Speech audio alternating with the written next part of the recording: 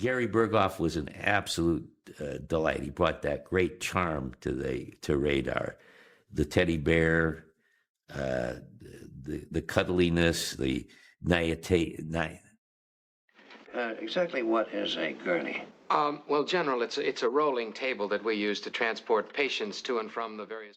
Something has to be done. I've sent for Corporal Klinger, sir. Klinger? What do I want Klinger for? Because it directly concerns him and it's serious. What happens when America's favorite wartime cut-up, Radar O'Reilly, gets on someone's last nerve?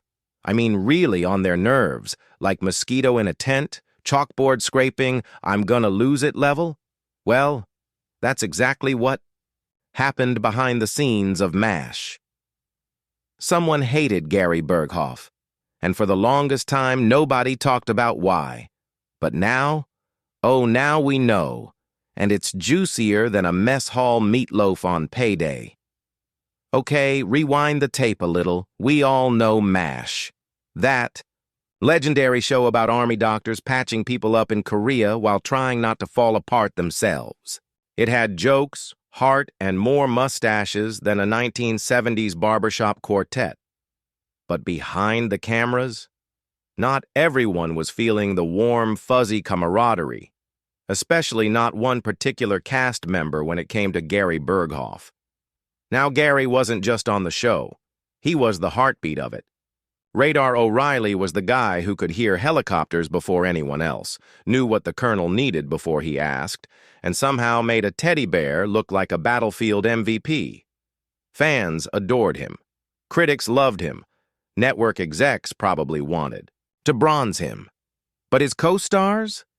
Let's just say, not all of them were sending him holiday cards. And one guy? He couldn't stand him. Now let's address the olive green elephant in the tent. Who hated Gary Burghoff? Drum roll, please. It was Alan Alda, right? Wrong. In fact, Alan and Gary got along like peanut butter and grape jelly in a foxhole. Nope, it was someone else. Someone who looked cool under pressure, kept things running, and had a wit sharper than a scalpel. It was Mike Farrell.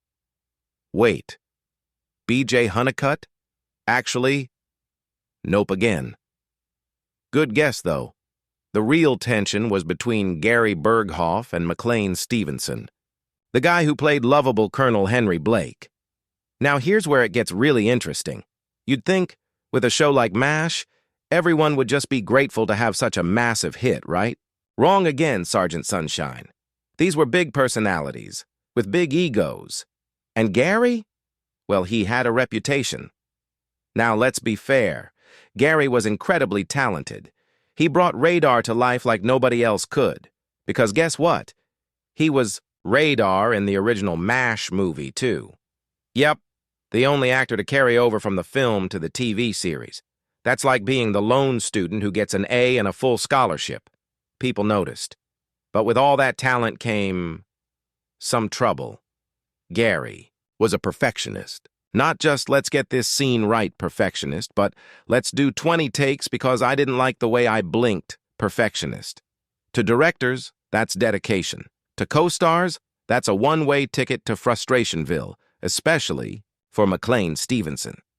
So what really caused the blow-up? Well, imagine you're working on set. It's hot. You've been filming for 10 hours. You want to go home, maybe kiss your wife, pet your dog, catch the game.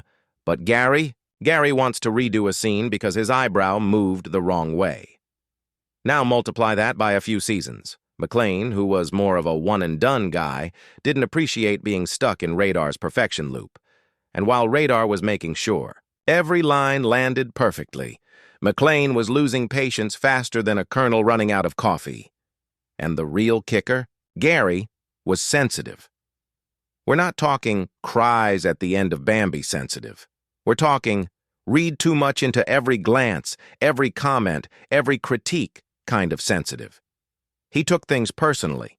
If someone didn't laugh, at his joke or smiled the wrong way, Radar's radar picked it up and internalized it, which made McLean's blunt, no-nonsense attitude feel like a brick wall smacking into a bubble.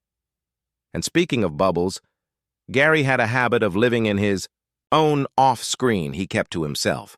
Didn't party with the rest. Wasn't the grab a beer after work kind of guy. Some called him shy. Others called him distant. McClane? He probably called him annoying. And that was just the beginning. Let's not forget, MASH was a high pressure gig, 24 episodes a season, scripts coming in like rapid fire. And here's Gary, slowing everything down, doing take after take, pouring his soul into every scene, while McClane was itching to move on. In fact, the tension got so bad, McClane straight up left the show. That's right. Colonel Blake's shocking death in Season 3? That wasn't just a plot twist. It was an escape plan. Did Gary cause McClane to quit? Not exactly. But he was definitely part of the recipe. Like hot sauce in a chili. Maybe not the whole meal, but definitely made it spicier.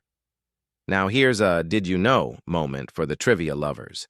Gary Burghoff had a secret physical trait the cameras hid for years. He was born with a slight deformity in his left hand. 3 fingers were noticeably smaller. Ever noticed he never used both hands at the same time? Yep, that was all intentional. Clever blocking, camera angles, props, you name it. The show worked hard to keep it invisible, but behind the scenes, that secret weighed on him. It made him more self-conscious, more guarded, and maybe, just maybe, more sensitive to criticism. The guy was already anxious, and the constant effort to hide himself didn't help. McClane, meanwhile, was an open book. Loud, funny, outgoing. The kind of guy who'd roast you one second and buy you lunch the next. See the problem? Oil and water. Fire and ice. Radar and Blake. Let's zoom out for a second. It's easy to paint one guy as the bad guy and the other as the victim. But the truth? It's never that simple. Gary wasn't trying to be difficult. He just was. It's who he was. And McClane wasn't trying to be mean. He just didn't have the patience for someone who needed constant affirmation and scene do-overs. They were just wired differently. You've got one guy building a sandcastle with tweezers and a paintbrush. And the other guy's like, can we just use a shovel and get on with it already? That kind of friction? Inevitable. But here's the twist. Gary didn't only butt heads with McClane. Nope. He had a few tense moments with other cast members, too. Loretta Swit, who played Hot Lips Houlihan, once described Gary as a complicated guy, and that's putting it politely. Others hinted at moody behavior, disappearing acts, and emotional blow-ups. There was even a moment when he walked off the show entirely, left the set mid-season, reportedly due to stress and exhaustion.